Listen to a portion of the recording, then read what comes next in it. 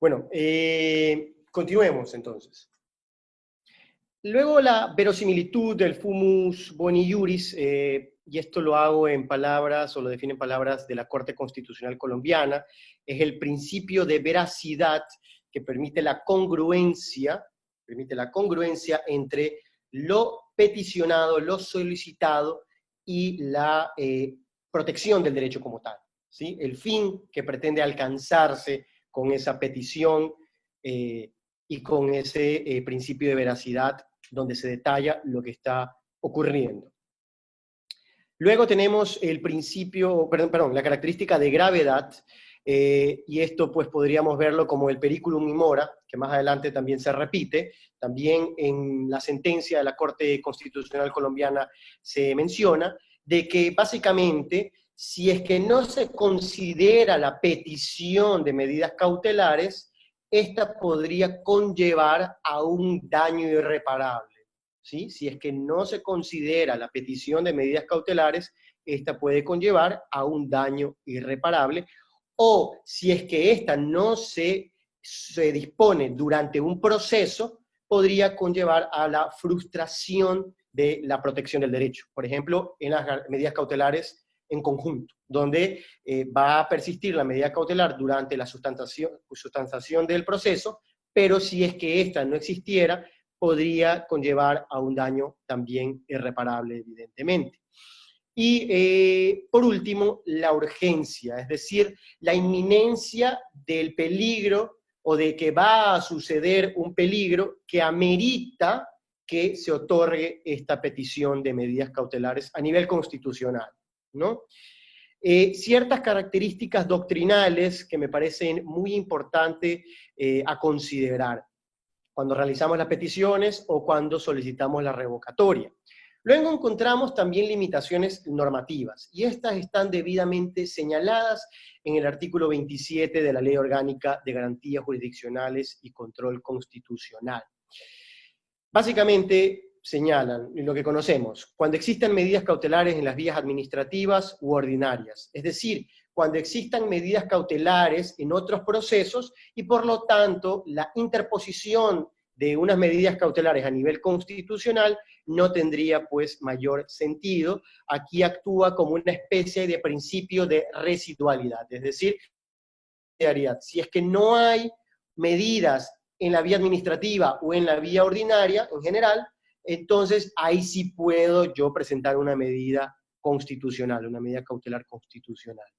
Luego, cuando se trata de la ejecución de órdenes judiciales, jamás se va a poder presentar contra una sentencia autoprovidencia judicial. En otras palabras, el legitimado pasivo jamás va a ser una autoridad judicial. Y por eso también tenemos el numeral tercero, donde se establece que no se puede presentar en conjunto con una acción extraordinaria de protección, porque la finalidad de la acción extraordinaria de protección, como conocen, es pues el análisis, la valoración de sentencias o autos definitivos o resoluciones con fuerza de sentencia que son dispuestas y otorgadas por administradores de justicia. Por lo tanto, pues claramente no procede la medida cautelar en conjunto con una acción extraordinaria de protección. ¿Por qué pongo el artículo 41 de la Ley Orgánica de Garantías Jurisdiccionales y Control Constitucional? Ahí me falta una C, perdón. ¿Por qué? Básicamente porque si queremos analizar cuál es el legitimado pasivo, podemos remitirnos a el artículo 41, que es sobre la acción de protección. Y ahí claramente pues vemos contra quiénes, contra qué podemos presentar una medida cautelar a nivel constitucional. Entonces, podríamos remitirnos a ese artículo, una apreciación personal que va a facilitar esta situación de cuándo podríamos o contra quién podríamos presentar las medidas cautelares, porque también eso ha conllevado a graves errores, como vamos a ver en el estudio de caso al final de la presentación. Entonces, ya tenemos características doctrinales, ya tenemos las limitaciones normativas, y vamos a las limitaciones o reglas jurisprudenciales. Como sabemos, el derecho procesal constitucional que está ganando muchísimo espacio a nivel latinoamericano. Hay un libro que les recomiendo del profesor Néstor Sagüez, justamente llamado Derecho Procesal Constitucional, donde la jurisprudencia tiene una influencia grandísima. Es decir, las reglas normativas o las prescripciones normativas, lo que está en la ley, ya no es suficiente cuando entramos a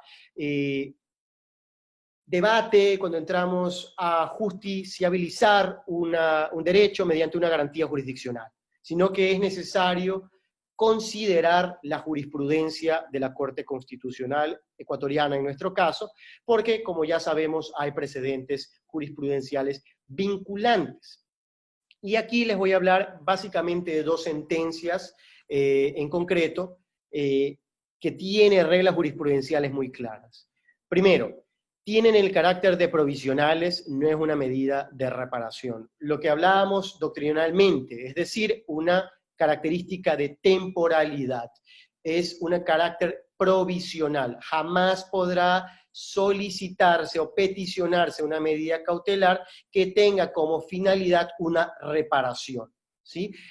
Pongo un caso conocido en nuestro país, cuando se peticionó mediante medidas cautelares, Barcelona, un grupo de socios de Barcelona peticionó para la entrega de unos documentos. No sé si lo recuerdan ustedes. El juez dispuso inicialmente que Barcelona pues tenía que entregar esos documentos a este grupo de socios. Mediante una medida cautelar, ¿habría un carácter de provisional cuando la petición es la entrega de documentos o estaría actuando en forma de una medida de reparación? Claramente, en el segundo sentido, claramente como una garantía de conocimiento, y eso no es una medida cautelar. Luego, el peligro en la demora, el peligro cautelar o el periculum in mora también se repite en la jurisprudencia, y eso está a nivel doctrinal, tanto en Ecuador, como en Colombia, como en México, como en Argentina, etc. La verosimilitud también, ya vamos a ver por qué es tan importante esta característica de verosimilitud o el análisis de esta característica. Aquí hago un paréntesis. El juez, al momento de analizar si procede o no una medida cautelar, tiene que tener especial atención y hacer énfasis en el periculum in mora y el fumus bonis iuris.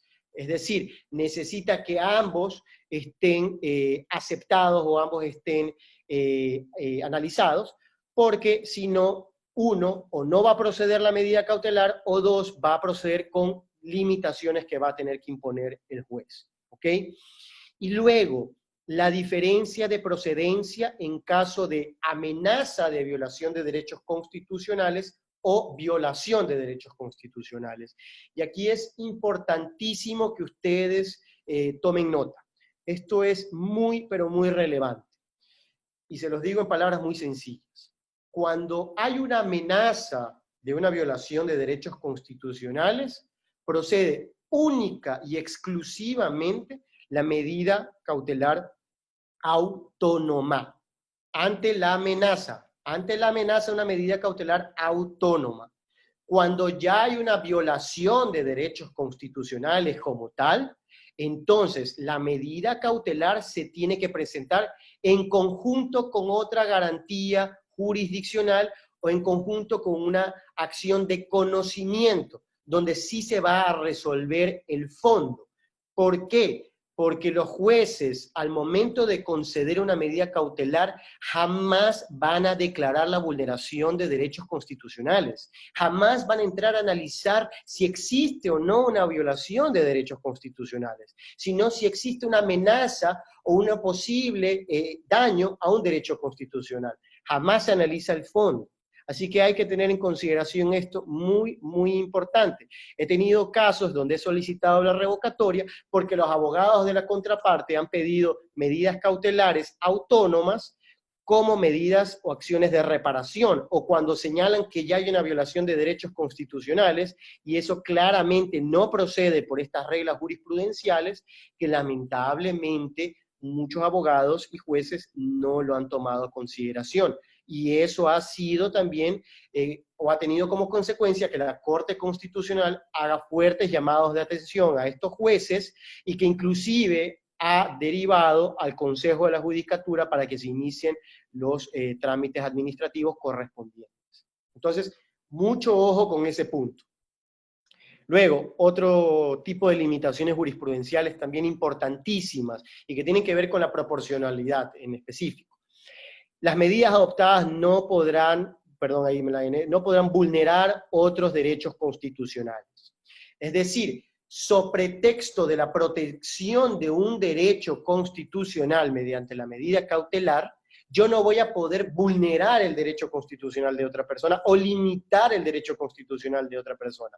Primero porque aquí no entra jamás en análisis del juez, por ejemplo, el test de proporcionalidad o la ponderación en sentido estricto. El juez jamás va a realizar un análisis o un test de proporcionalidad. Nunca va a ser un ejercicio de ponderación para axiológicamente determinar en la coalición de principios cuál tiene que precautelarse o tener mayor protección en un caso concreto. No, sino que el juez va a analizar una posible vulneración de derechos constitucionales. Y eso no puede ser pretexto para limitar otro derecho constitucional, porque se estaría desnaturalizando el principio garantista que tiene la Constitución, en palabras de la Corte Constitucional Ecuatoriana. Les pongo otro ejemplo.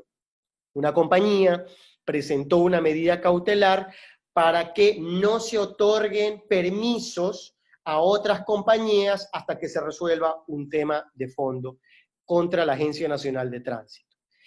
Esa medida, esa pretensión, claramente afectaba los derechos de estas otras compañías que de manera injustificada, mediante una medida cautelar autónoma, veía limitado su derecho al trabajo, a la seguridad jurídica, etcétera, etcétera, etcétera. ¿Sí? Claro ese punto, perfecto. Luego, la imposibilidad de suspender un precepto normativo y por ende sus efectos. Y esto tiene que ver con el control de constitucionalidad, sobre todo en abstracto y en concreto. Como conocemos, los únicos que pueden ejercer un control de constitucionalidad abstracto en el Ecuador es la Corte Constitucional Ecuatoriana. Y por lo tanto, un juez de instancia, un juez ordinario que asume competencia constitucional o algún tribunal de sala que asume competencia constitucional, jamás va a poder suspender los efectos normativos o las prescripciones normativas de una norma como tal, de una ley como tal, de un artículo como tal. El juez ordinario jamás va a tener esa capacidad, porque si no estaría atribuyéndose funciones que no le corresponden, lo que va a conllevar a sanciones para ese juez. Y pues por completo a afectar la seguridad jurídica y la tutela judicial efectiva en nuestro ordenamiento jurídico. Así que tengan en consideración también ese punto de control concreto y control abstracto. Perfecto, clarísimo esto. Luego, hablando de relación a las medidas cautelares en conjunto con otra garantía jurisdiccional, ya el artículo 10, numeral 7 de la Ley Orgánica de Garantías Jurisdiccionales señala esta posibilidad de presentar en conjunto una garantía y las medidas cautelares como tal. Y el momento, y el único momento a analizar por parte del juez si se otorgan o no las medidas cautelares va a ser en, como dice la jurisprudencia, su primera providencia, pero en específico en el auto de calificación, ¿sí? En el auto de calificación de una garantía jurisdiccional que tiene en conjunto una medida cautelar, va a ser el único momento donde el juez va a señalar si concede o no la medida cautelar. Después es imposible que la conceda o que la revoquen en algún momento, sino hasta cuando ya se resuelve el fondo de la garantía jurisdiccional o la garantía jurisdiccional de conocimiento. Me ha pasado, lamentablemente, les comento otro caso, donde presenté una acción de protección con medidas cautelares que la jueza, en el caso, en el auto de calificación, señaló que iba a analizar en el momento oportuno si concedía o no las medidas cautelares. Y claramente el momento oportuno era el auto de calificación, situación que conllevaba una gravísima afectación a la seguridad jurídica. más allá de que la acción de protección pues la gané y me la concedieron. Pero esa situación de no analizar si es que concedía o no la medida cautelar en el auto de cualificación, pues conllevaba a una afectación por completo y clarísima de la tutela judicial efectiva. ¿Sí? Luego, en las medidas cautelares autónomas. Asimismo, los jueces tienen que otorgar las medidas cautelares autónomas en su primera providencia o ya como tal en la resolución. Es decir, el juez va a analizar apenas reciba la petición si es que concede o no las medidas cautelares. No es que puede llamar a una audiencia, porque para eso está el principio de fumus bonis iuris y el principio de periculum in mora. Me ha pasado también en la práctica, se los digo lamentablemente, que me han llamado a audiencias para poder justificar la petición de medidas cautelares, lo que no procede por las reglas jurisprudenciales, legales y doctrinales. Así que tienen que tener en consideración eso. Y luego, resaltar lo que les comenté, que la procedencia de las medidas cautelares autónomas va a ser única y exclusivamente ante la amenaza de vulneración de derechos constitucionales. Si es que el cliente les dice, ya me vulneraron los derechos constitucionales, o si es que ustedes como administradores de justicia reciben una petición donde se establece que ya hay una vulneración de derechos constitucionales, pues claramente la medida cautelar autónoma es improcedente, de facto, por las reglas jurisprudenciales. Luego hay que tener otras consideraciones, y esto tiene que ver con el principio de fumus bonis iuris que se los comenté, ese adagio latino tan importante en esta medida cautelar. Las medidas cautelares se conceden inaudita parte, es decir, que se las concede antes de notificar al legitimado pasivo. ¿Por qué? Porque en la protección de los derechos constitucionales, en esa urgencia de los derechos constitucionales, de la protección como tal, el juez tiene que concederlo antes de notificar a la contraparte y por lo tanto va a ser, como ya les comenté, dictada, concedida esa petición en la primera providencia realizada por el juez. Así que ojo con ese punto también importantísimo. Y claramente, si es que estamos del lado del legitimado pasivo y ya se concedió una medida cautelar, nosotros vamos a tener la posibilidad de solicitar la revocatoria de la misma ante el mismo juez que la concedió. Pero esto, ojo, en el caso de medidas cautelares autónomas. En el caso de medidas cautelares en conjunto, ya no va a haber la posibilidad de revocatoria como tal, sino que en el momento de la audiencia, el juez va, mediante sentencia, a señalar si es que declara procedente la garantía jurisdiccional de conocimiento o no. ¿Sí? Ojo con ese detalle. Pero en las medidas cautelares autónomas, la revocatoria se pide ante el mismo juez que la concedió. Y por lo tanto, estas van a proceder cuando se haya interrumpido, haya cesado la vulneración de derechos constitucionales, como lo sabemos, es decir, ya no hay un peligro, ya no hay un daño, y por lo tanto, pues ya la medida cautelar no tiene finalidad o un fin legítimo como tal. Asimismo, cuando se le demuestra al juez que la medida cautelar pues no cumplía con los requisitos doctrinales, legales o jurisprudenciales y por lo tanto pues esta tiene que ser revocada. ¿Sí? Ojo con esos dos puntos en concreto para no entrar en mayor análisis o detalle. Yo les recomiendo que si bien existe el principio de fumus bonis iuris y el principio de verosimilitud o veracidad, y los jueces, sin tener que entrar a analizar mayor prueba o en tener que analizar el fondo de las circunstancias o de la situación en concreto, cuando ustedes hagan una petición de medidas cautelares, siempre adjunten un elemento, digámosle, probatorio que permita sustentar lo que ustedes están señalando en esa medida cautelar. Eso va a ser fundamental. Ojo, ¿cuál en concreto? Pues normalmente pruebas documentales que van a permitir demostrar lo que ustedes señalan. Luego, en la apelación, también otro gravísimo error que cometen los jueces y abogados en el libre ejercicio. Vamos poniéndonos en partes. Vamos del lado del legitimado activo, es decir, de quien hace la petición de medidas cautelares. Yo hago la petición de medidas cautelares como legitimado activo y el juez me niega la medida cautelar. ¿Yo puedo presentar un recurso de apelación ante esta negativa? No puedo. Ojo, no puedo presentar un recurso de apelación. La sala no va a ser competente para conocer ese recurso de apelación. Vamos al segundo caso. Yo presento la medida cautelar y me otorga la petición de medidas cautelares el juez. Entonces, estamos nosotros del lado del legitimado pasivo, del peticionado, y nosotros solicitamos la revocatoria, y el juez me niega esa solicitud de revocatoria.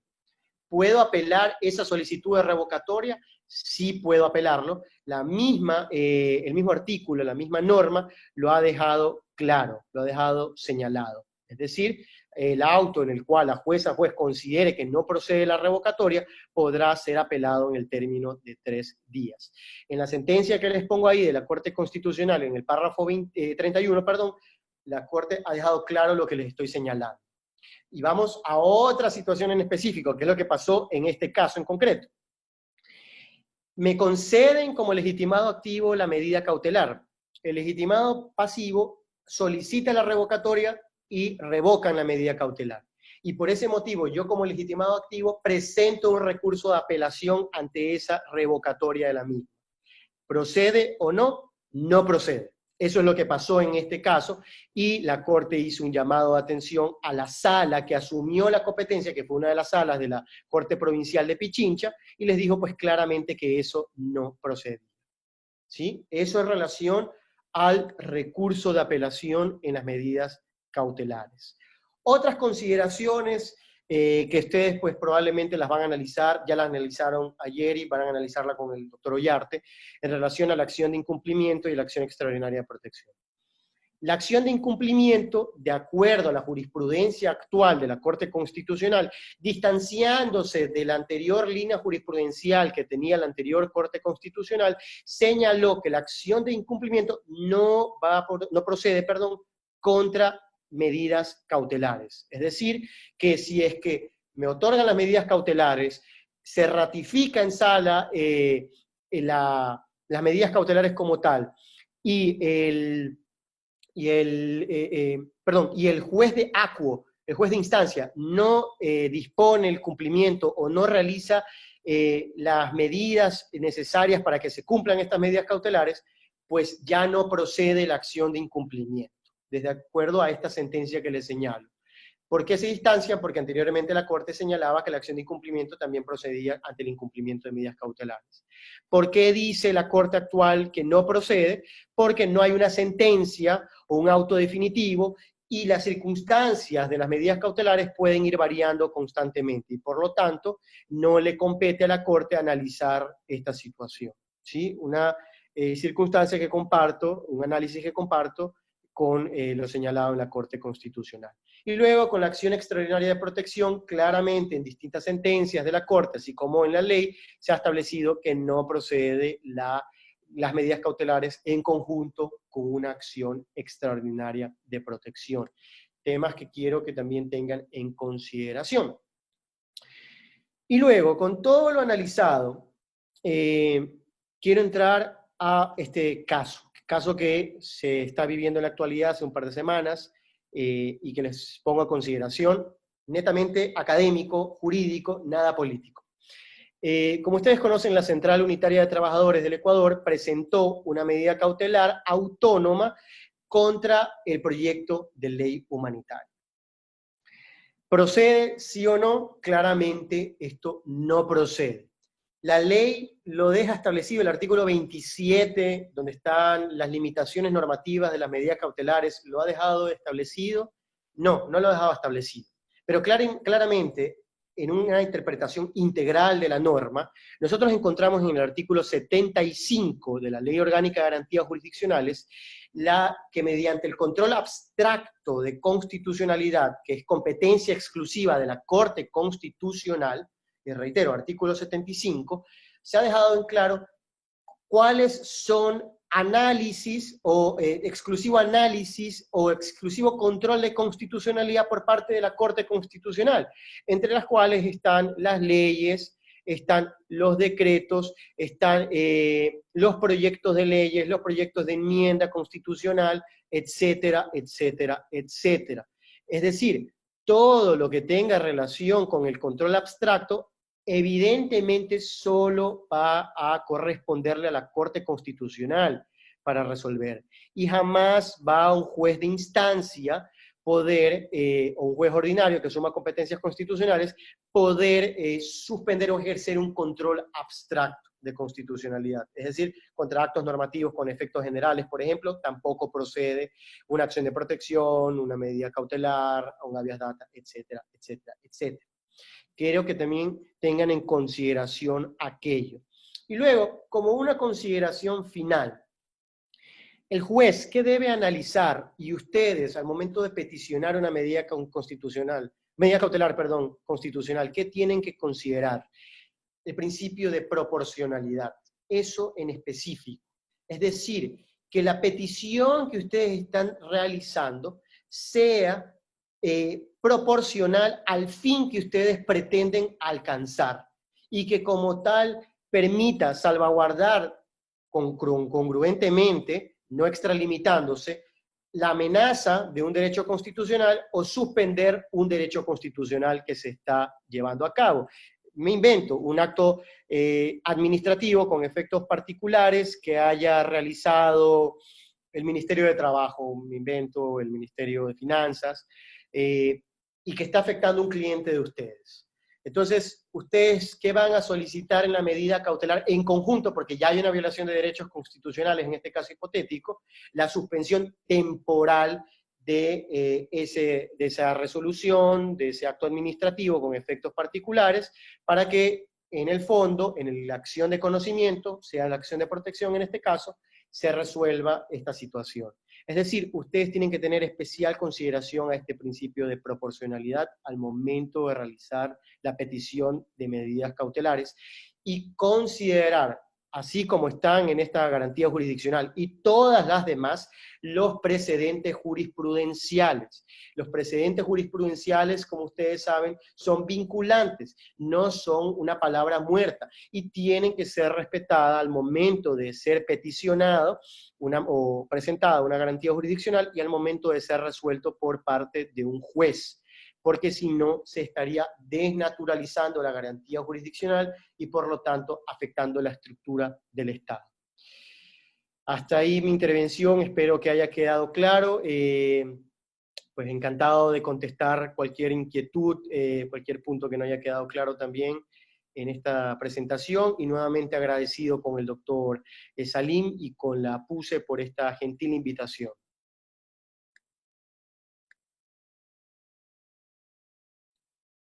Me permito leer las preguntas, si no también pueden alzar la mano y prender el audio. Vamos aquí.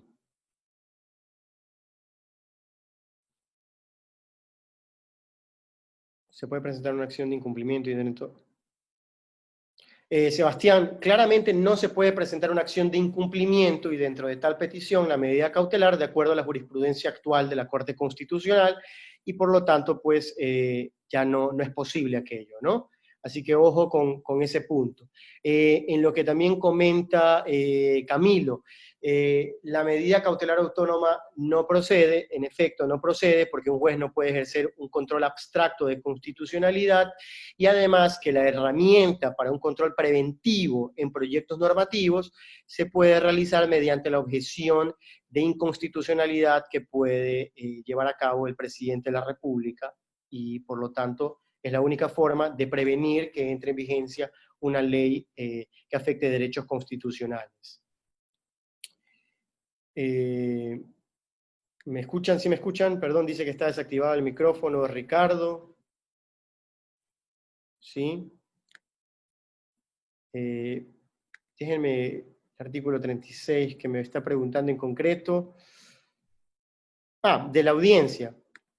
Bueno, de la audiencia, importante lo que me dice Galo, importante. En efecto, al yo solicitar la revocatoria como legitimado pasivo, al yo solicitar la revocatoria de medidas cautelares, el juez analizará si es necesaria la convocatoria de una audiencia o si resuelve en autos. Sin embargo, los jueces en este ámbito garantista, cuando ustedes solicitan la revocatoria y solicitan como tal también que se convoque audiencia, normalmente los jueces conceden la misma para que se pueda llevar a cabo el principio de inmediación y pues por lo tanto presentar los argumentos así como alguna prueba que tengan, adjunten, para demostrar que las medidas cautelares tienen que ser revocadas, ¿sí?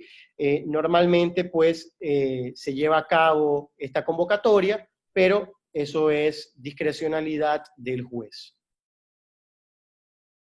Para revocarlas, Galo, para revocarlas, jamás para concederlas. Para revocarlas, para concederlas no pueden convocar una audiencia, por eso es inaudita parte y por lo tanto tienen que concederla de inmediato.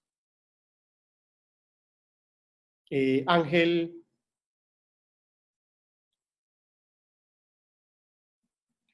Bueno, ahí claramente el artículo 10, en relación a su pregunta de si el peticionario deberá declarar si ha interpuesto otra medida cautelar por el mismo hecho, el artículo 10 de la Ley Orgánica de Garantías Jurisdiccionales deja claro y deja establecido que se puede subsanar esto en una audiencia. Sin embargo, en las medidas cautelares autónomas o las medidas cautelares en conjunto, como no hay oportunidad de poder aclararlo en una audiencia porque se concede en inaudita parte en la primera providencia, el juez, en mi opinión, debería solicitar que se cumpla con ese requisito legal establecido, ¿sí? Hay varias preguntas, perdónenme, porque van pasando muy rápido, así que me disculpo si me salto alguna.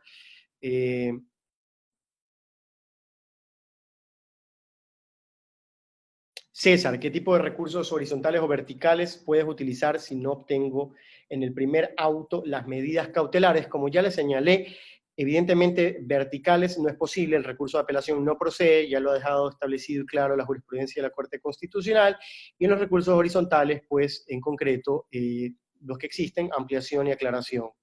Creo que queda claro eso, ¿no?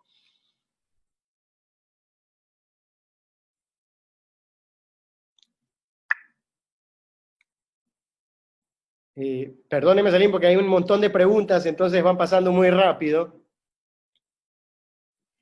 Si se presentó una acción de protección, bueno, eso ya lo va a hablar el doctor Quintana y lo va a dejar aclarecido, pero no es posible, ¿no?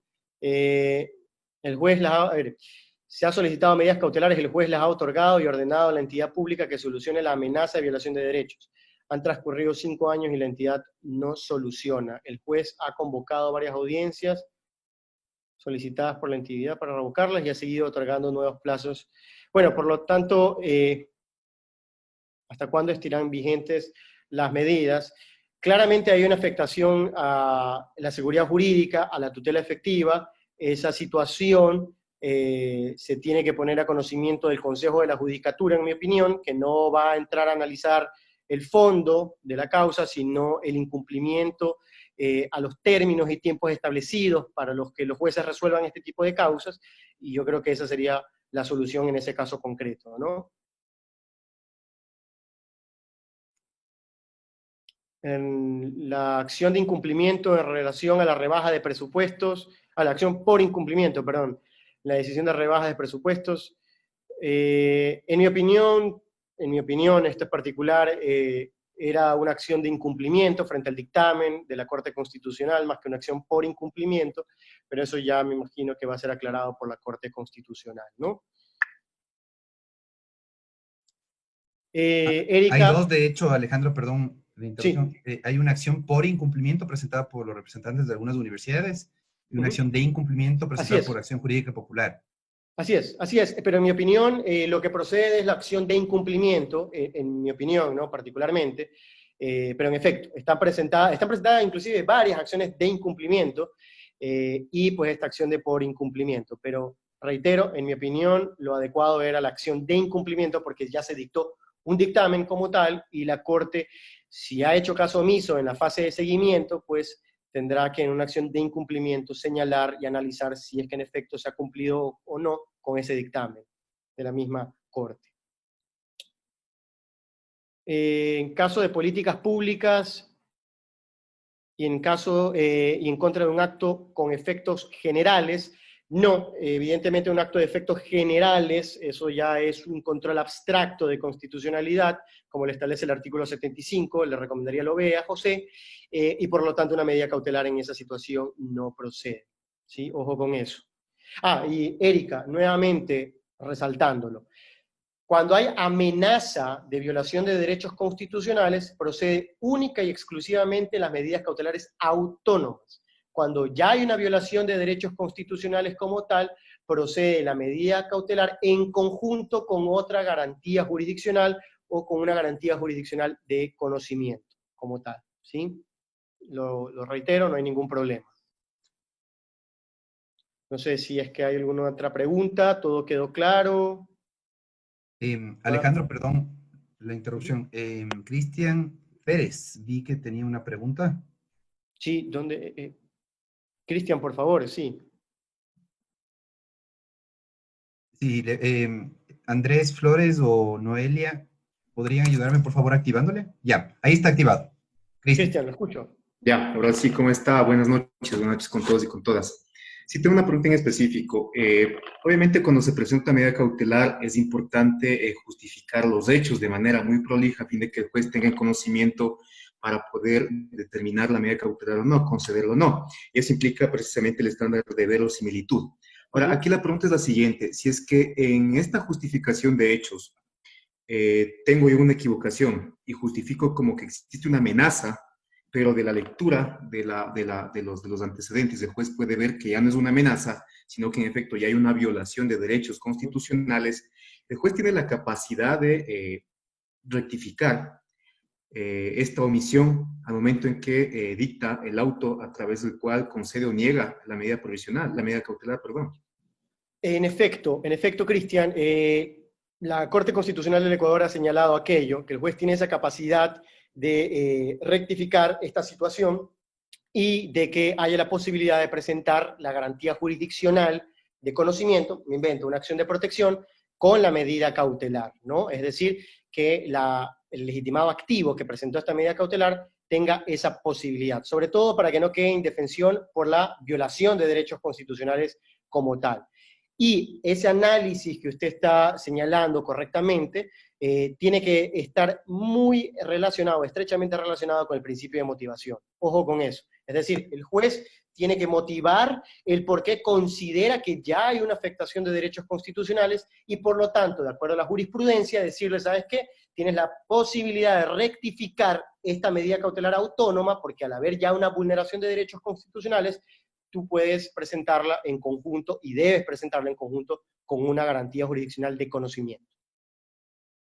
Camilo Espinosa, si le pueden ayudar, por favor.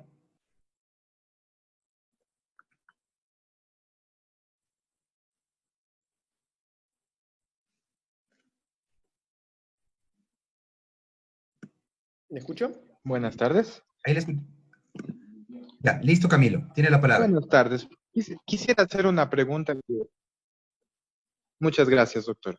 Quisiera hacer una pregunta que tal vez suene un poco ingenua.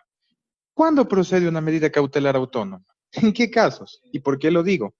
Porque contamos, como ustedes sabrán, con la sentencia 00215 SIS-CC de la Corte Constitucional, que estableció que cuando ya está expedido un acto administrativo, ya no procede medida cautelar autónoma. Es decir, generalmente cuando la administración pública va a hacer algo que es lesivo de derechos inminentemente, que va a ser grave, etcétera, lo hace a través de un acto administrativo. Por ejemplo, un orden de derrocamiento de la casa, que es el caso típico que se propone como medida cautelar. Ya hay un acto administrativo del municipio ordenando el derrocamiento. Entonces, según esta sentencia de la Corte, dice que si hay ya acto administrativo expedido, aunque no ejecutado, el tan solo hecho de la expedición ya vulnera derechos constitucionales, como por ejemplo el de motivación. Totalmente. Entonces la Corte dice que cuando hay acto administrativo expedido ya no procede medida cautelar autónoma, sino medida cautelar conjunta con la acción de protección. Así es. Y eso me lleva a la pregunta, entonces, ¿cuándo procede una medida cautelar autónoma? Serían de reducidísimos los casos. Esa es mi... Excelente. Gracias. Muchísimas gracias por la pregunta. En efecto, ya cuando hay un acto administrativo, ya hay un acto lesivo de derechos constitucionales, ¿no? Imaginándonos que en este hipotético caso ese acto administrativo no está debidamente motivado, vulnera el derecho a un ambiente sano, etcétera, etcétera, ¿no? En este caso hipotético. Y por lo tanto, ya con el acto administrativo no es posible presentar una medida cautelar para que ese acto administrativo, autónomo, para que ese acto administrativo no surja efectos, sino que ya al haberse expedido, lo que se tiene que presentar es una medida cautelar en conjunto con una garantía jurisdiccional. Cuando, en específico, bueno, no le podría decir un caso específico de cuando procede una medida cautelar autónoma, lo que sí le podría decir es que, pongamos una situación hipotética, el municipio justamente señala que va a derrocar una vivienda, y viven personas adultos mayores con discapacidad, etcétera, me invento, ¿no? Bueno, ya lo dijo públicamente, no ha expedido el acto administrativo, sería posible, entonces, otorgar una medida cautelar autónoma para prevenir que ese acto administrativo se expida vulnerando derechos constitucionales. Y el juez lo que tiene que disponer es la protección frente a este posible acto administrativo, y que si es que se va a resolver, se resuelva en base o con base a ciertos preceptos constitucionales. Por ejemplo, utilizando el caso que usted me ha señalado. Pero hay muchas situaciones donde proceden las medidas cautelares autónomas, ¿no? Y en la práctica se ven muchísimos. Y también se ven un montón que están mal planteadas. Cintia Bustamante, por favor, si le pueden activar a Andrés o Noelia.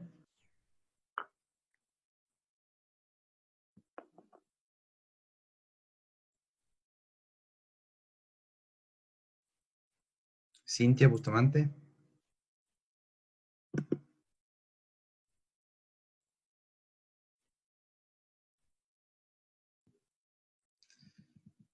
Sí. Buenas tardes, doctor. Ahora sí, Soidán, doctor Vanegas, no sé si se me escucha. La escucho, Cintia, muchas gracias. Buenas tardes.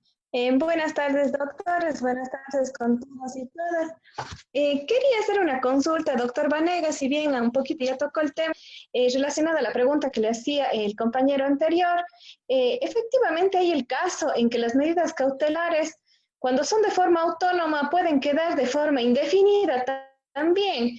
Por ejemplo, en el caso de que se ordene el reintegro de un estudiante a un centro educativo, digamos que ha sido discriminado por el tema de su embarazo, ya una chica adolescente que ha sido discriminada por su embarazo, le sacaron, en la medida cautelar le ordenan el reintegro al centro educativo, pero va a quedar definitivamente como esta medida, si no se plantea una acción de protección posterior, va a quedar indefinida porque nunca le van a poder privar al estudiante de su derecho a la educación. Entonces, doctor, ¿qué límites tienen las medidas cautelares y cómo pueden hacer, en este caso, los demandados, o más bien dicho, la entidad accionada, para poder cesar una medida una medida que aparentemente sería hasta indefinida? Okay. O inclusive puede ser a lo mejor por falta de pago de pensiones que ordenaron el reintegro al estudiante. ¿Cómo hace la institución educativa también para recaudar los valores que tiene por concepto de pensiones? ¿Sí me explico, doctor Vanegas? Clarísimo, Cintia, y lo que usted me ha comentado, pues es un típico caso de desnaturalización de la medida cautelar, ¿sí? Autónoma.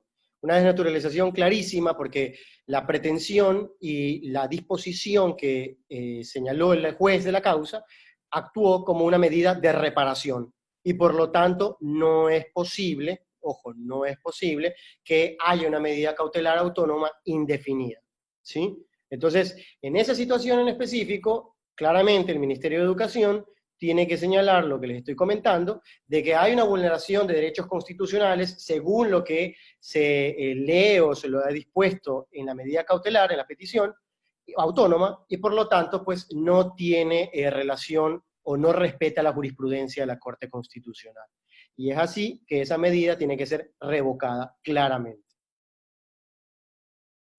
No sé si ahí le quedó claro, Cintia.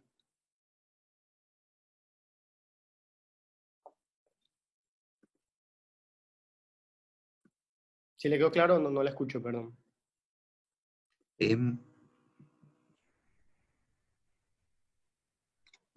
Cintia. ¿Le pueden activar, por favor, chicos? Muchas gracias, sí, me acaban de activar el audio. Sí, muchas gracias, doctor Vanegas, me quedó claro, muy amable. No se preocupe, no se preocupe. Sí, perdón, doctor. No, sigue, Alejandro, tranquilo. Es lo que les comento, es la típica situación de desnaturalización de las garantías jurisdiccionales que ha afectado gravemente el sistema de justicia ecuatoriano, por cuanto se presentan garantías sin respetar los preceptos jurisprudenciales de la Corte Constitucional. Y eso lleva claramente a una afectación a la seguridad jurídica. Y eso no debe ocurrir en un sistema de derecho.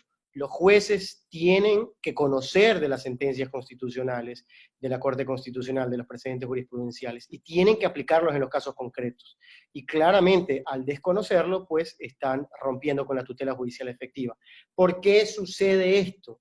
Porque si todos los jueces tienen competencia para conocer garantías jurisdiccionales, pues claramente va a llevar a que hay jueces que no conocen de garantías, o que no han leído las sentencias de la Corte y resuelvan solo en base a la ley y no a esta jurisprudencia. Eso es algo gravísimo, yo creo que es algo que se tiene que corregir, así como también reformar la Ley Orgánica de Garantías Jurisdiccionales y Control Constitucional, que en muchas situaciones hay situaciones que dejan puertas abiertas a afectación a este principio formal de seguridad jurídica y que es grave para el Estado de Derecho.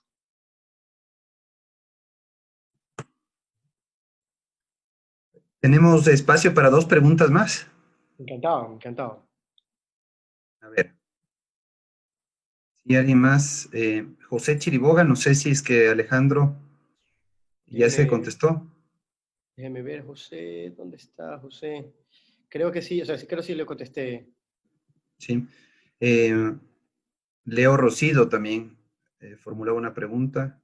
Leo Rosido, ¿dónde está? Perdón. Tantas preguntas, discúlpenme si no las veo todas. Sí, mil disculpas. Por eso es mejor que soliciten la palabra y les concedo. Pero en todo caso, muchas gracias por el detalle. A ver. Aquí está. ¿De Ricardo López estaba ya o no?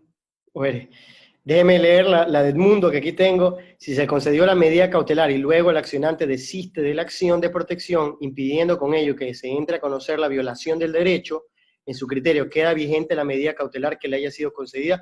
Claramente no. Es una medida cautelar en conjunto. Y si es que existe un desistimiento tanto tácito como expreso, de acuerdo a la norma y a la jurisprudencia de la Corte, tiene que dejarse sin efecto también la medida cautelar, y se tiene que ordenar el archivo de la causa, y por lo tanto es imposible que quede vigente una medida cautelar como forma autónoma, ¿no? No sería posible. Doctor, muy buenas noches. Agradezco al doctor Salim Saidán y a la universidad por el seminario con expositores de tan alto nivel. Tengo una duda, doctor Alejandro. Dentro de una acción pública de inconstitucionalidad, ¿no? Para declarar valga la redundancia, la inconstitucionalidad de una ley, ¿se puede interponer conjuntamente una medida cautelar para suspender los efectos de la norma? A ver, una norma claramente que ya entró en vigencia, ¿no? ¿Me escucha? ¿Me escucha? A ver, Salim, ¿me escuchas? No lo escucho a usted. Sí, es que me deshabilitaron el micrófono. Ah, tranquilo. A ver, ¿me puede repetir? Entonces, hay una acción de inconstitucionalidad frente a una norma que ya está vigente y se la presenta con una medida cautelar, usted me está diciendo. O sea, si se puede presentar la acción de inconstitucionalidad conjuntamente con la medida cautelar para suspender los efectos de la norma. A ver, como conocemos, cuando estamos presentando una acción de inconstitucionalidad se ejerce un control abstracto exclusivo de la Corte Constitucional. La Corte Constitucional, en efecto, podría, mediante una medida cautelar en conjunto con la acción de inconstitucionalidad, suspender el efecto de esa norma de forma provisional mediante un auto, el auto de admisibilidad de la acción de inconstitucionalidad. Y ahí entramos a un detalle muy importante, lo que usted está bien señalando, ¿no? Que es cuando se resuelve el fondo de esta acción de inconstitucionalidad y las formas en las que puede la misma Corte resolver, o las sentencias, o la tipología de sentencias que la Corte puede expedir en esta acción de inconstitucionalidad. Perdón que me vaya más allá de la pregunta. Sobre todo cuando la Corte, en estos casos particulares, que señala que si bien la norma es inconstitucional, ¿sí?, la norma permanece o se mantiene vigente porque cree que si no estuviese en el ordenamiento jurídico sería peor para el mismo. Y obviamente insta al órgano legislativo a que expida una nueva norma, pero la mantiene vigente a pesar de la posible inconstitucionalidad. Son situaciones interesantes, ¿no? Situaciones especiales que pasan y pues que hay que tener en consideración. Cristian Cóndor, por favor, si lo podemos habilitar al micrófono de Cristian Cóndor.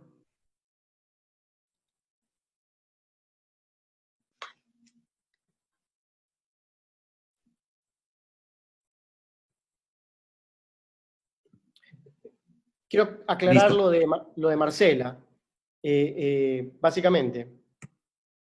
Sí, Y sigue, ahí lo Alejandro. escucho, Cristian. A ver, Marcela, en efecto, la norma excepcionalmente permite que se convoque a una audiencia para conceder las medidas cautelares. Sin embargo, la jurisprudencia de la Corte Constitucional al respecto ha sido clara, y la doctrina también. Como se concede inaudita parte la medida cautelar, esa posibilidad de convocar excepcionalmente a una audiencia rompe por completo esa característica de inaudita parte y también de la inminencia de la vulneración de derechos constitucionales. La ley lo deja establecido y lo permite, sin embargo, de forma excepcional, ojo, sin embargo, al siendo una interpretación integral de la jurisprudencia y de la doctrina, en mi opinión, el juez tiene que concederlo en el primer auto que se expide, es decir, como tal en la resolución. Esa es en mi opinión, ojo. Y esto solo en el caso de medidas cautelares autónomas, ¿no? En el caso de medidas cautelares en conjunto es imposible que se convoque la audiencia.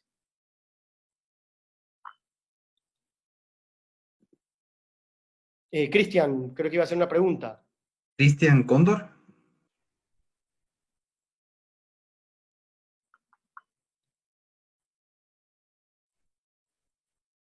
¿Puede hablar, Cristian? Está habilitado ya Cristian Cóndor.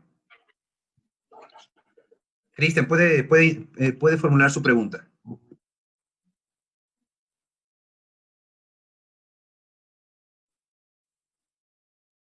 A ver, Cristian Cóndor.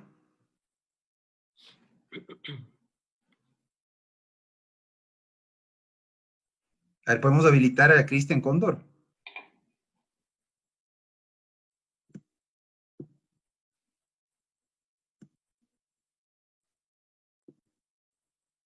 No está habilitado, Cristian. A ver, Cristian Cóndor apagó el audio, me parece. A ver, ahí, Cristian.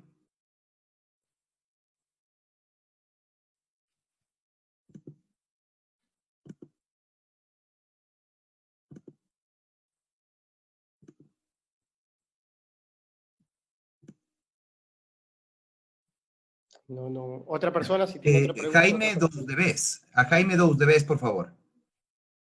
Jaime Dousdevez también quiere formular una pregunta. Por favor, Jaime, le escucho. Chicos, si es que pueden habilitarle, por favor, a Jaime Dousdevez.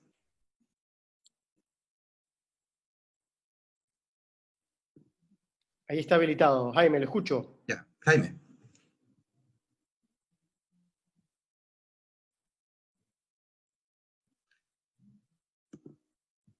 A Jaime Dousdevez, por favor, chicos. Ya, Jaime, ahí está habilitado para intervenir. Jaime.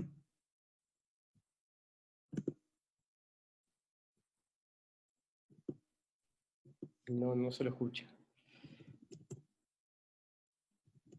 ¿Alguien más que tenga alguna pregunta de los 267 participantes, que es bastante gente. Qué gusto que nos estén escuchando. Y lo felicito nuevamente, doctor Salim, por tan importante evento y tan impresionante acogida. Están pidiendo la palabra también Paolo Vega. Muchas gracias, Alejandro. No, gracias a ti por esta excelente ponencia. A ver, Paolo Vega. Hola, ¿se me escucha? A ver, Paolo Vega. Paolo Vega tiene ya activado el micrófono. Sí, lo escuchamos. ¿Cómo está? Muy buenas noches. ¿Puede hablar un poquito más alto, que se escucha bajito? Buenas noches, ¿se me escucha ahí? Ahí sí, ahí sí. Muy buenas noches, doctor. Sí, quería más que todo conocer su opinión sobre la norma establecida en el artículo 95 de la Ley Orgánica del Sistema Nacional de Contratación Pública, que trata sobre la terminación unilateral de contratos. Específicamente dice que, aparte de otras acciones en vía ordinaria, dice tampoco se admitirán acciones constitucionales contra las resoluciones de terminación unilateral del contrato, porque se tienen mecanismos de defensa adecuados y eficaces para proteger los derechos derivados de tales resoluciones previstos en la ley. En ese sentido, me gustaría conocer su opinión al respecto, si es que esa norma es inconstitucional o qué mismo, porque tuve un caso, ¿sí? Que yo trabajaba en una institución pública y presentaron una medida cautelar, ¿sí? Por una terminación unilateral. Fuimos ante el juez, obviamente, solicitamos la revocatoria, indicando que debido a esa regla no procedía la acción. Sin embargo, hizo caso omiso y dijo que ni una norma puede prohibir la presentación de acciones constitucionales y bla, bla, bla. Entonces quería conocer su opinión. Clarísimo. Y esto me podrá corregir el doctor Salim, pero tengo conocimiento que ya la Corte Constitucional se ha pronunciado al respecto de aquella norma, si no me equivoco, ¿verdad, doctor? ¿Con respecto a qué? ¿Me pueden repetir, por favor? Al artículo 95 de la Ley de Contratación Pública, en el cual señalaba que frente a terminaciones unilaterales no procedía... No caben acciones constitucionales, claro. Sí, O sea, fue declarado inconstitucional. Sí, en el EXIS se mantiene vigente. Pues le mentiría, pero ya la Corte Constitucional aclaró eso. Inclusive en diciembre tuve un caso justamente por una situación de la que usted dice y gané la acción de protección. Y justamente no es que se hizo alusión a ese artículo porque ya estaba la declaratoria de inconstitucionalidad. Ya voy a revisar igual muy bien si es que todavía se mantiene vigente o no. No se preocupe. Gracias, doctor. Es la sentencia, por si acaso, 006-17-CEP-CC. No tenía el número de la sentencia a la mano, pero sí, ya había sido declarado inconstitucional. Sí, por si acaso es una acción extraordinaria de protección y dentro de la resolución de la acción extraordinaria se ejerció la competencia del artículo 436, numeral 3 de la Constitución. Es decir, se declaró la inconstitucionalidad conexa de un artículo. Entonces, del artículo 102 de la Ley Orgánica del Sistema Nacional de Contratación Pública. Voy a compartir por el chat el número de la sentencia para que lo tengan. Muchas gracias. Sí. Si es posible, Samita está pidiendo la palabra. Sí, encantado. Yo creo que vamos a tener que cerrar ya en unos minutos. Gracias, buenas noches con todos y muy amables por este seminario de tanta ayuda para todos. Yo llegué un poco tarde y tal vez mi pregunta sea inoportuna, pero me gustaría no dejar de hacerlo. ¿Qué pasa cuando un juez de primer nivel que conoció una acción de protección dictó medidas cautelares y estas no se han cumplido en el tiempo que él otorgó? Y bueno, luego obviamente se apela a la resolución y sigue con el proceso que corresponde. Pero ¿qué pasa con este incumplimiento? Gracias, muy gentil. Samita, espérese un segundito. Usted me está diciendo que se presentó medidas cautelares en conjunto con una acción de protección, ¿verdad? Ya su doctor, ¿sí? Samita, ¿me escucha? Sí, así es. O sea, en la acción de protección se ordenaron, si yo lo escucho, sí, se ordenaron que se apliquen ciertas medidas cautelares. ¿Y en la acción de protección ya se resolvió? ¿Hubo sentencia?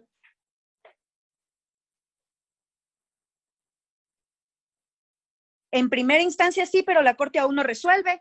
y no se han, o sea, no se han ejecutado, no se han realizado estas medidas. Ya, a ver, básicamente, ya las medidas cautelares como tal pierden cualquier tipo de importancia al momento de ya haberse expedido una sentencia en el proceso, en la acción de protección como tal.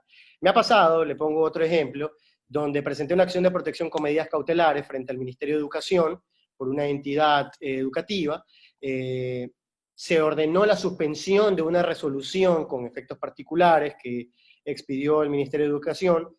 El Ministerio de Educación no hizo, o sea, hizo caso omiso, no hizo caso al auto de calificación donde se otorgaban las medidas cautelares. Se señaló esa circunstancia en la audiencia, pero en la audiencia ya se dictó sentencia y por lo tanto pues ya no tenía mayor relevancia e importancia la medida cautelar, sino cuando ya el juez señaló que esa resolución vulneraba derechos, pues lo que tiene importancia es esa sentencia como tal y el cumplimiento de esa sentencia.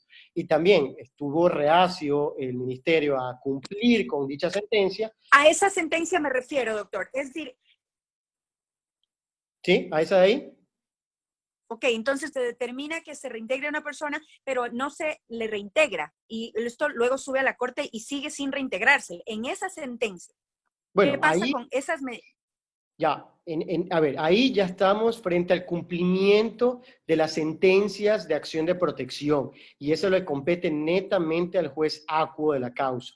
Al no haberse resuelto la acción de protección, hay que esperar la misma, hay que esperar que ésta se resuelva, y si es que continúa el incumplimiento de esa sentencia, pues claramente, como vieron el día de ayer, se tiene que presentar una acción de incumplimiento ante el incumplimiento de una sentencia de una garantía jurisdiccional, como la acción de protección. Y obviamente la Corte Constitucional determinará la reparación integral frente al incumplimiento de esa sentencia. Ojo, que puede ser también de aspecto económico. Muchísimas gracias. Encantado. Yo creo que vamos a tener que cerrar ya el foro de preguntas. Mil disculpas a quienes no han podido formular las preguntas. Comprenderán que hay mucha gente interesada en transmitir sus inquietudes al expositor. Yo nuevamente te agradezco, mi estimado Alejandro. Como lo señalé al inicio de la jornada, el día de la jornada de hoy ha contado con excelentes profesionales del derecho constitucional, jóvenes pero extraordinarios profesionales, docentes, que han combinado los conocimientos con la práctica procesal constitucional, ¿no? Entonces, lo interesante del perfil que tienen Alejandro Vanegas e Ismael Quintana es que se trata de profesionales jóvenes, pero muy bien formados, y aparte de eso, con muy interesante experiencia de litigio en el ámbito del derecho constitucional. Así que muy agradecido contigo, Alejandro. El derecho procesal constitucional ecuatoriano tiene mucho futuro con estos jóvenes profesionales que se han destacado mucho y que sin duda han tenido la generosidad, además de compartirnos sus conocimientos en esta temporada. Entonces, le agradezco muchísimo a Alejandro. Te comprometemos para una próxima edición.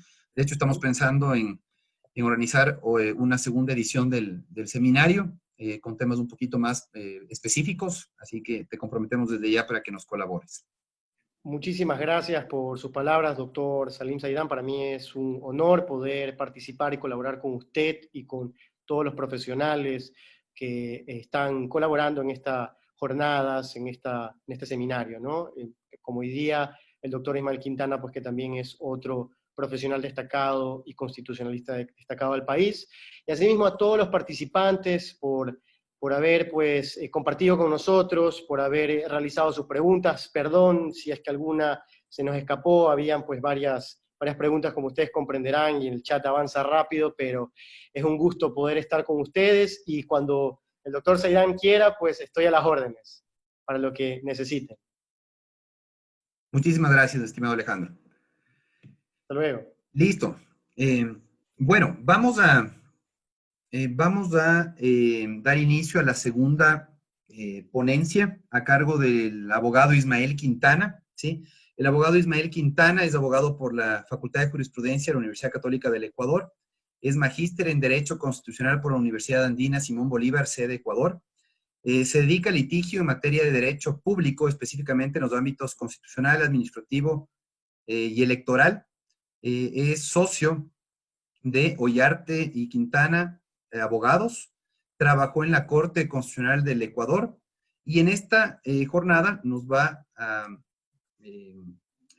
analizar lo que tiene relación con la acción de protección.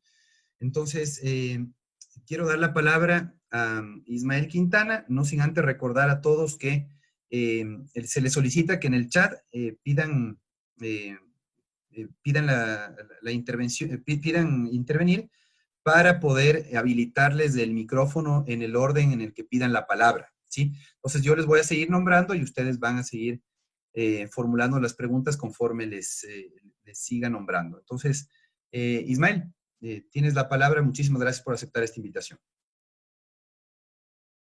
Bueno, buenas noches con todos. Y antes de empezar, siempre dicen que es de bien nacido ser agradecido, así que yo agradezco la gentil invitación del profesor Salim Saidán, profesor que fue hasta hace algunos años mi casa de estudios. Así que primero empiezo por eso. Segundo, disculpen la informalidad, yo no me he puesto traje, así que por esa razón les ofrezco también de entrada disculpas. Lo otro, de lo que me había explicado el profesor Saidán, pues vamos a conversar creo que entre un tiempo de 40 a 45 minutos y de ahí pues las dudas que tengan respecto a este controversial tema hasta ahora de la acción de protección. Y a mí, más que, digamos, hacer un repaso a lo que ustedes sencillamente podrían hacer en su casa abriendo la ley de garantías, pues me gustaría que en este espacio, más que una conferencia o algo por ese estilo, se convierta en un espacio en el que intercambiemos ideas respecto a los problemas que genera la práctica procesal de esta garantía, que diríamos en conjunto con la acción extraordinaria de protección son las acciones de defensa de derechos más utilizadas en el sistema. Es decir, no es mi intención venir a donde usted y recitarle lo que dicen los artículos 39 y siguientes de la famosa ley de garantía. Entonces vamos a conversar algunas cuestiones, eso sí, que tienen que ver con el tratamiento procesal y en la medida en que el tiempo nos permita, pues vamos a ir haciendo referencia también a algunos aspectos de la jurisprudencia de la ya no tan nueva Corte Constitucional. Les diría de entrada, hay algunas cosas positivas que se han dicho y que tenían que decirse por fin. Hay otras en las que la Corte todavía nos está debiendo y hay otras en las que seguimos todavía en la discusión. Por ejemplo, el famoso tema de si la acción de protección procede o no de modo paralelo con la acción contencioso-administrativa. Usted ahí va a tener jurisprudencia para todos los gustos, incluyendo la jurisprudencia de nuestra Corte Constitucional en funciones desde 2019. Entonces, usted sabe, esta acción de protección tiene un objeto. El objeto es proteger derechos fundamentales, como no puede ser de otra manera, por eso se llama garantía, pero para que pueda proteger derechos fundamentales hay que cumplir algunos requisitos. Lo primero que uno tiene que revisar en este aspecto es entonces la legitimación. La legitimación es, le diría yo, la puerta de entrada tanto para quien pretende proponer la acción como para quien en calidad de juez la debe sustanciar. Es decir, hay cuestiones en las que el juez no va a ser competente y claro, usted me dirá, no cabe la inhibición en el caso de garantías, sino la inadmisión liminar. Entonces, por eso, básico será primero a la hora de sentarse a redactar la acción de protección o cuando usted recibe a su cliente en la oficina o cuando usted, si es que están aquí presentes jueces de primer nivel, jueces de corte provincial, pues naturalmente revisar si existe la competencia territorial y la competencia de los grados. Caso contrario, usted sabe, le corresponde inadmitir la acción y enviar el proceso al juez competente, pero no inhibirse, porque ya hemos visto y estamos viendo en estos días de justicia telemática algunos casos bastante interesantes en los que la demanda